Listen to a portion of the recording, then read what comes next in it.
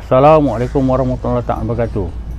Saya nak cerita semasa saya kena aksiden tahun 85. 1 bulan 1 tahun 85. Kawan saya mungkin saya. Masa kena aksiden tu saya tak sedar. Saya duduk di hospital, dia kata kurang-kurang kat sebulan. Tapi saya koma.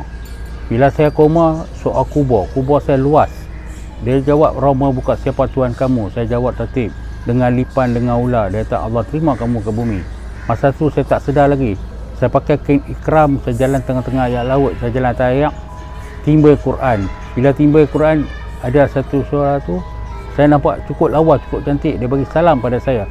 Assalamualaikum warahmatullahi lillahi ta'ala, aku Nabi Allah Rizal, mengajar kamu mengaji. Lepas tu saya mengaji, saya baca semua. Lepas tu dia kata, kamu terima ke bumi, Allah terima kamu ke bumi. Saya tak sedar lagi masa tu. Selepas itu, saya masih berkapar-kapar dalam koma itulah. Lepas tu saya dapat satu mulamat dalam mimpi itu, dalam koma itu. Saya seperti menjadi imam dalam masjid. Selepas tu banyak saya berzikir dalam koma saya. Selepas tu baru saya sedar diri di rumah saya. Bila saya sedar diri, saya masih pening-pening lagi. Selepas tu saya tanya mak pak saya, aku jadi apa yang sebenarnya? Tadi aku dah meninggal. Bila masa meninggal mereka tanya.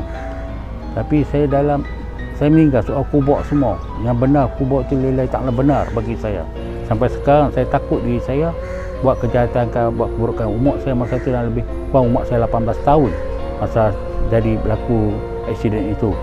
Tapi alhamdulillah syukur, saya banyak bersembah dengan Ustaz Haji Ma'akhir, arwah Haji Ma'akhir, cerita tentang ini. Dia kata, apakah amalan kamu? Saya kata, amalan saya subhanallah walhamdulillah wala ilaha illallah wallahu akbar. Semasa saya naik motor ke, saya berjalan kaki, selalu saya buat zikrullah, Allah tidak putus. Walaupun saya buta huruf, tidak tahu baca, tidak tahu tulis, tapi Allah bagi saya begini. Sampai sekarang saya tak boleh baca, tak boleh tulis. Tapi banyak terhina bagi saya, orang keji saya, tapi saya senyum. Saya sebut alhamdulillah syukur rabbil alamin. Saya berdoa pada mereka juga yang sampai sekarang, walaupun mereka hina saya, mereka kata apa pun, kesabaran saya Allah bagi hidayah.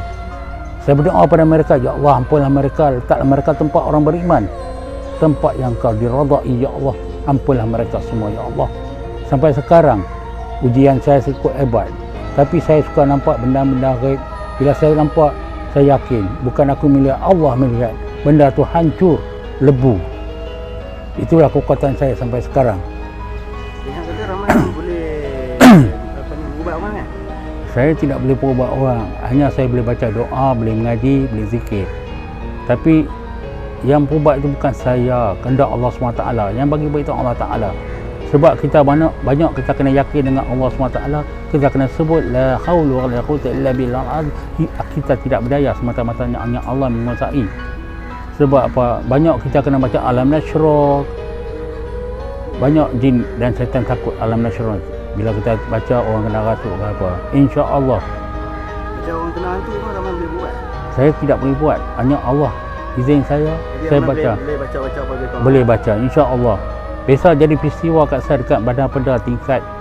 Saya tak tahu sebelah dirasa kedai rambut salon. Banyak berumur tengok benda tu kena rasuk perempuan kedai salon.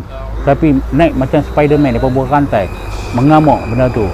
Bila saya pergi, mereka jemput saya, satu ustaz jemput saya. Tuan Syed tolong tengok. Saya pergi, saya tak buka rantai tu. Saya kata kat dia, Allah melihat, bukan aku yang melihat kau iblis. Lepas tu saya terus baca la ilaha illallah anta subhanaka inni kuntu minaz zalimin. Benda tu menyembah saya. Saya terlepaskan dia. Saya azan, saya baca Fatihah dan saya baca qul huwallah. Dalam bentuk apa dah? Dia bentuknya jin yang sebenarnya. Jin. Satu ayat ke apa? Bukan, dia bentuk jin. Lepas tu saya kata dia cakap dengan saya bahasa Siam. Saya pun tidak tahu orang cakap bahasa Siam. Saya kata dai lah. Lepas tu saya tikam dia, so Allah la ilaha illallah, saya sebut la ilaha illallah, saya sembelih dia, lidah dia terkeluar.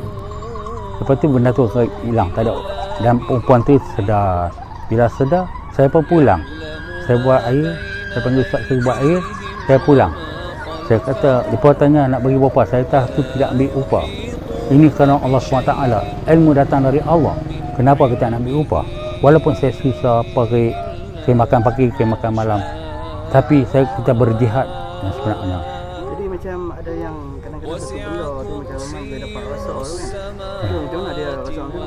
Itu saya pun bimbang, kadang-kadang saya dapat rasa dia ini akan jadi apa-apa tak lagi ni. Saya suruh berzikir dan saya selawat dan saya minta berdoa, ya Allah lindung, ya Allah. Kenapa aku merasa begini? Memang benar jadi begitu. Dah takdir dah. Tapi saya tak pernah cerita ke orang begitu. Saya diam ya. Ya Allah, kampunlah mereka. Kita kena yakin dengan Allah SWT banyak. Jangan kita yakin benda-benda ghaib. Jangan kita percaya pergi perubat-perubat ni. Kita sendiri perubat. Baca Al-Fatih pun boleh lega. Yang sebenarnya kita yakin pada Allah. Kata Allah yang bagi baik, bukan saya. Keyakinan itu kena ada yang sebenar-benarnya. Begitulah kita sebagai umat Islam, jangan kita engkar, jangan kita syirik.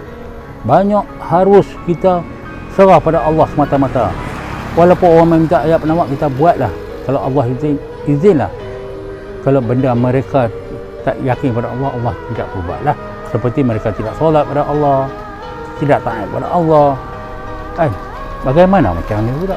Mereka kena bersolat, mereka kena mengaji Quran, banyak berzikir, banyak kena dekat dengan Allah SWT. Inilah cerita saya yang sebenarnya lillahi ta'ala. Assalamualaikum warahmatullahi ta'ala wabarakatuh.